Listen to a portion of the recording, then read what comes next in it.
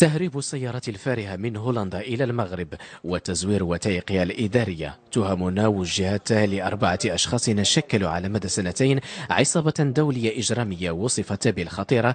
تمكنت مصلحة الشرطة القضائية بالقنيطرة من إيقافها. شبكة تقوم بالنصب والاستيلاء على سيارات من خارج المملكة وتزوير وثائقها ثم تغيير معالمها لتقوم بعدئذ بإعادة بيعها سواء داخل المملكة بعدة مدن منها القنيطرة، الرباط، سلا ومجموعة من المدن الأخرى، وسيارات أخرى تقوم ببيعها بجنوب المملكة وبعض الدول المجاورة.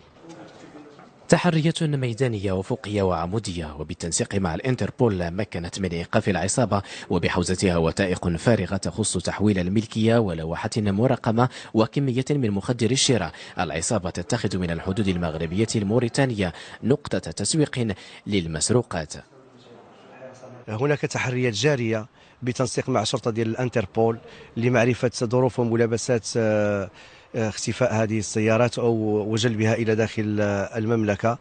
فهناك تحريات الآن أفقية وعمودية من أجل توسيع البحث ليتقدموا جميعا إلى لدى استئنافية مدينة القنيطرة، والبحث جاري من أجل الوضع اليد على مجموعة من سيارات أخرى موضوع البحث وعلى أشخاص آخرين أدرجوا في البحث. استراتيجية أمنية محكمة مبنية على سياسة القرب مكنت فرقة الشرطة القضائية بالقنيطرة من فك هذه العصابة وقطع طريق أمام نشاطها العابر للحدود.